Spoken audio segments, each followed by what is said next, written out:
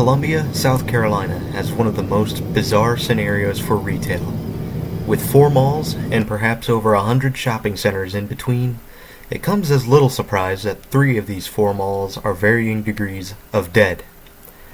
Today, we'll be looking at Columbia Place, once praised as the biggest mall in South Carolina.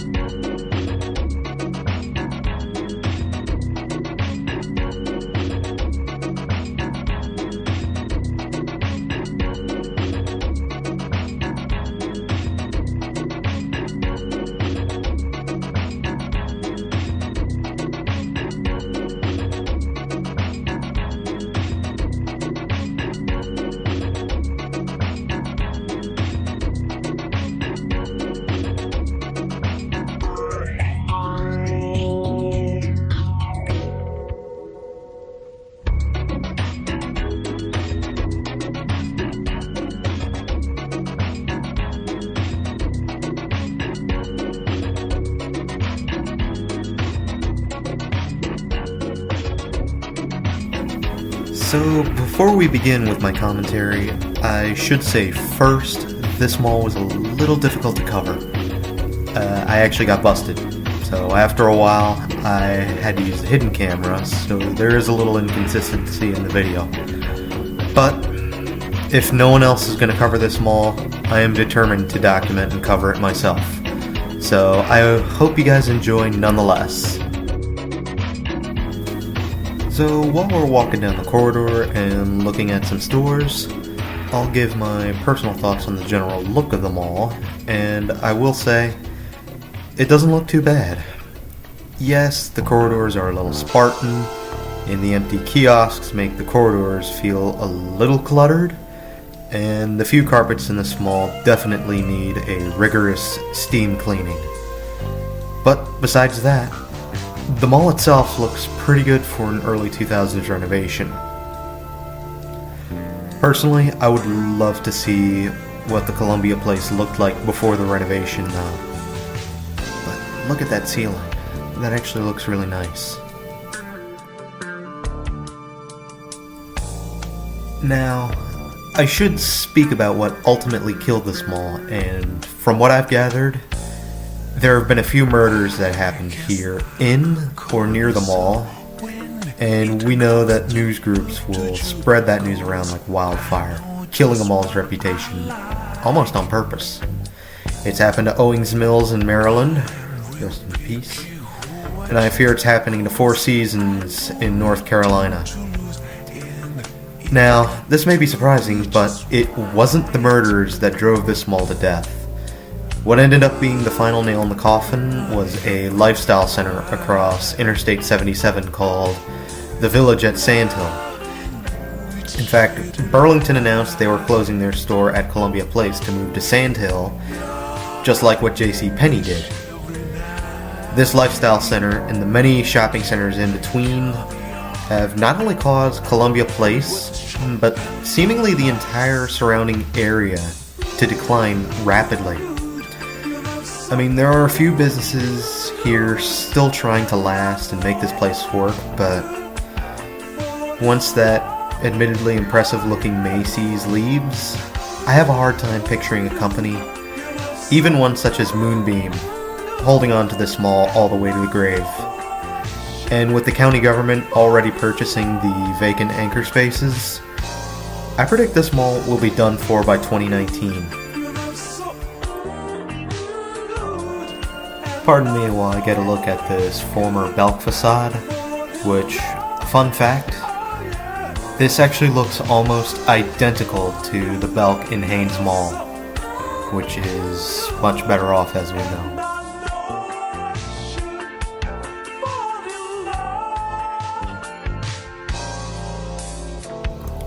I couldn't get enough of this center court. That elevator and those colored tiles just look great.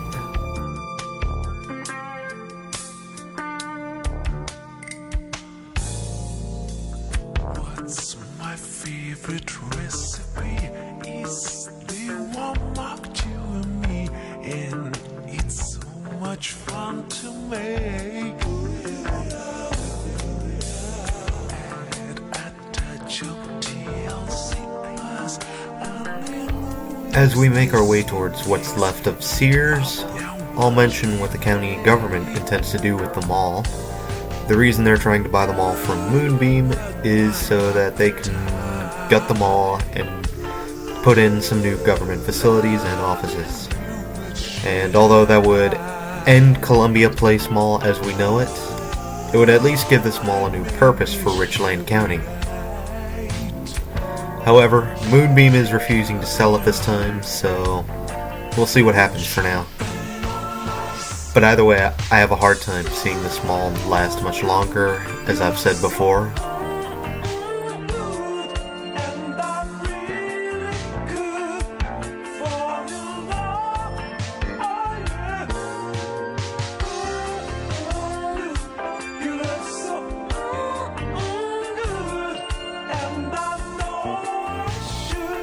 And there in the back is what remains of Sears, in its massive, generic, sort of blocky glory.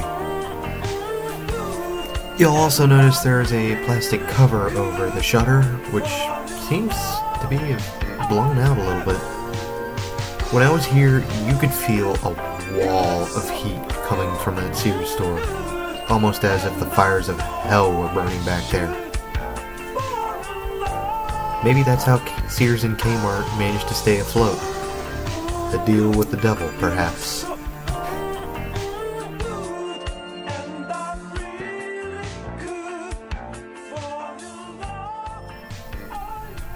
You know what Kmart should have done when they acquired Sears? They should have combined the two names and created S-Mart. That way we could all have a laugh about Army of Darkness. Shop smart. Shop S-Mart.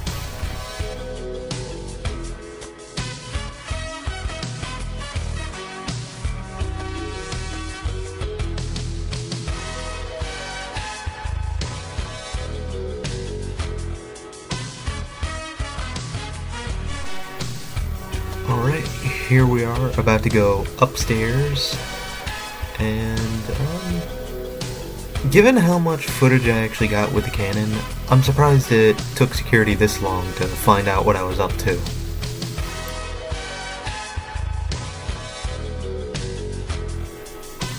So, we're going back towards Sears for a moment to get a look at the food court, and there are still a couple places to eat in the mall, but most of them are like off-brand Asian places, and then Auntie Annie's. Oh yeah, and check out this downtown locker room. I thought that was really cool to see.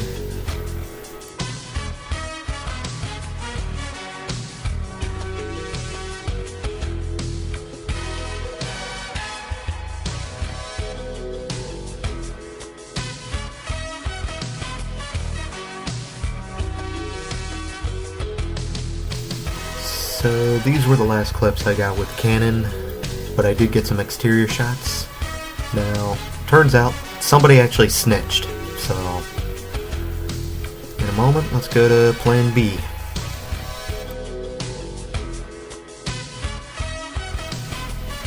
Now, by the time I got the camera glasses on, the weather took a turn for the worse. It got really cloudy, and it actually rained for a while.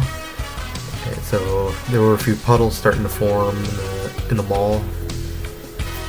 And you'll notice the wet floor signs as we go on, but I don't know.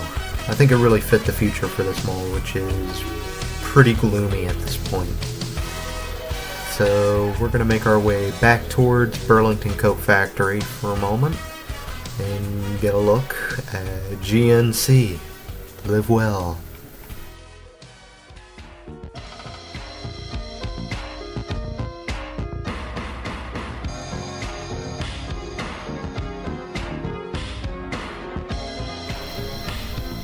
Alright, we're gonna get one quick look at Macy's here in a moment, and you can see the water damage down there in the center court.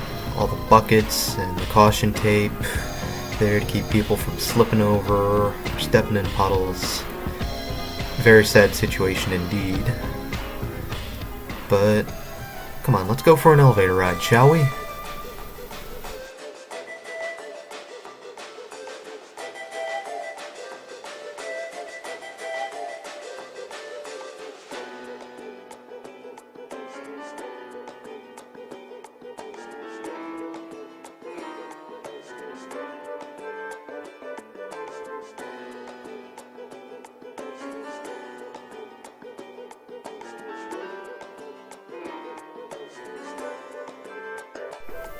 How do I look?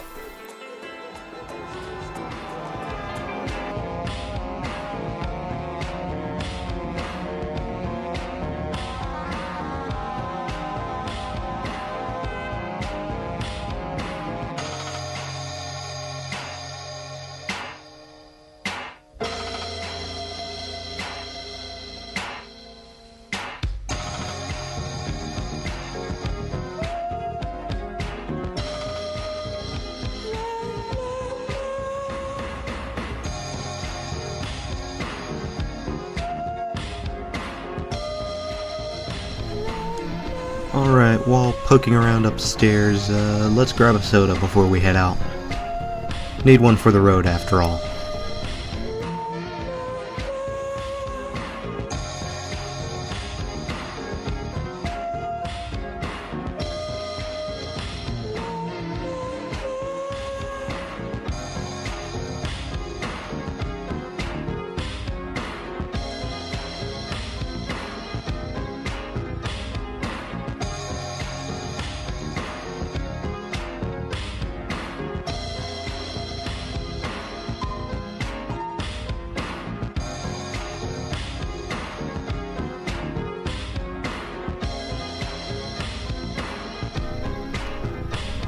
Alright, we're gonna poke around up here for a moment and take a look at some more empty storefronts. And you can see one or two that's still open, but nonetheless, here we are on our way out and back at... Wait a minute. Where did Burlington Coat Factory go? I swear they were here a few hours ago. Did they just pack up and leave like that?